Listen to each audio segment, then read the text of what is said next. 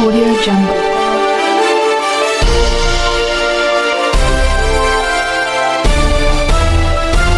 Audio Jungle.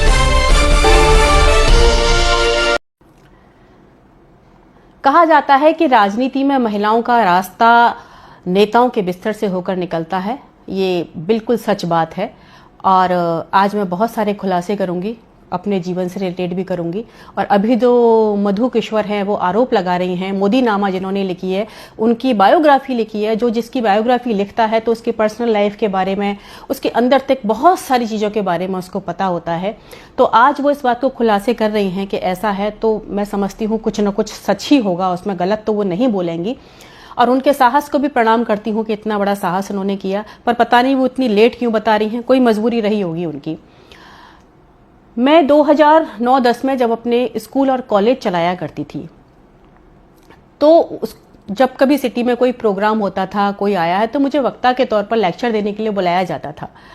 एक बार महिला दिवस का कार्यक्रम था, मंत्री भी आए हुए थे और मुझे मुख्य वक्ता के तौर पर वहाँ बुलाया था। मैं वहाँ गई, मैंने अपना लेक्चर दिया। उसके बाद जिन्होंने ये आयोजन किया था, उनको उस मंत्री ने फ़ोन करके बोला कि एक बार हमारी उन मैडम से मीटिंग करा दो, हम उनको राजनीति में लाना चाहते हैं। उन्होंने मुझे कहा कि मैडम वो आपसे मिलना चाहते हैं। मैंने कहा मेरी राजनीति में कोई दिलचस्पी नहीं है। तो उन्होंने कहा कि अच्छे लोग नहीं आएंगे तो कैसे बात बनेगी। मैं गई, बात की और उन्होंने मुझे राजनीति में एंट्री कराई और एक अच्छा पद दिया। मैं 1 साल ही टिक पाई वहाँ पर, क्योंकि जो अंदर के हालात थे, जो अंदर औरतों की स्थिति थी, वो देखकर मेरा मन पूरी तरीके से खराब हो गया। और ये सच बात है कि 90% महिलाएं जो है इसी रास्ते से होकर वहाँ पहुँचती हैं। 10% महिलाएं सिर्फ वो हैं जो कि या तो बहुत पॉलिटिकल बैकग्राउंड से आई हुई होती हैं मजबूत, या फिर जनता का उनके पास इतना बड़ा समर्थन होता है तब वो वहाँ पहुँचती हैं। 1 साल में मैंने देखा, मैं नीचे से लेकर ऊपर तक हर नेता से मिली, लेकिन सबका एक ही चीज़, give and take, give and take. आपके पास क्या है देने के लिए? काबिलियत नहीं चाहिए किसी को आपकी भाई।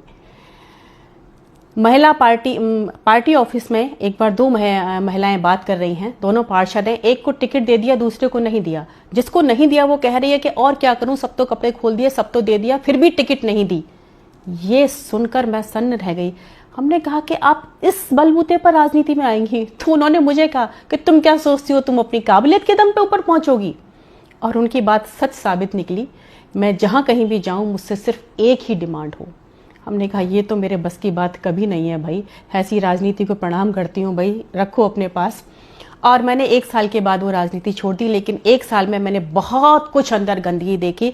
और ये हर पार्टी का हाल है, कोई पार्टी दूध की धुली नहीं है। लेकिन ये सच बात है कि जो धर्म ध्वजा का इतना बड़ा काम कर रही है ना, जितनी धर्माधिकारी उतनी बड़ी व्यभिचारी। उनका सिर्फ एक चेहरा है, अंदर बहुत गंदगी है सबके। मेरा कॉलेज का काम था और कॉलेज का काम, यहाँ जो गवर्नर थे उस समय पे, अब वो नहीं है, कल्याण सिंह, उनसे मैं मिली उस कॉलेज के काम के लिए। उन्होंने तो सीधा मुझसे एकदम से, जैसे कहते हैं कि ना, ये दो और ये लो। हमने कहा ये क्या तरीका है भाई? और उन्होंने मेरा काम नहीं किया। जब मैंने मना कर दिया कि मैं ये तो नहीं कर पाऊंगी कैसे भी, तो उन्होंने मेरे कॉलेज में 10 कमियां निकाल दी। अब मुझे पता था कि ये नहीं चलने देंगे। आखिरकार मैंने वो कॉलेज बंद कर दिया। तो ये यहाँ की एक सड़ी हुई राजनीति का हिस्सा है। लेकिन मैं फिर भी उन महिलाओं से ये कहूँगी कि भाई, आप इतनी महत्वाकांक्षी कैसे हो सकती हो कि आपके पास जो अपनी सबसे अनमोल चीज़ होती है, आप उसी को दांव पर लगा देती हो। यहाँ सारे पुरुष ही गलत नहीं है कि भाई सारे जो है सारा दोष जो है आदमियों का है, औरतें तो बहुत अच्छी धुली हुई हैं, ऐसा भी नहीं है। क्योंकि औरतें ऐसी हैं तभी वो ऐसा हो रहा है, वो करती हैं ऐसा, कंप्रोमाइज़ करती हैं तभी तो आपको कंप्रोमाइज़ करने की क्या ज़रूरत है? हो रहा है तो ठीक है, नहीं बैठो अपने घर पर। लेकिन ये सच है, 90% के साथ, महिलाओं के साथ यही हो रहा है। अभी और खुलासे होंगे इस चीज़ पर, तो आगे चीज़ें आएंगी। मैं लेकिन 4 चीज़ें मैं अपनी सारी बहनों से कहूँगी कि तू रजिया बन, तू दुर्गा बन, तू कभी न बिन कपड़ों वाली बन।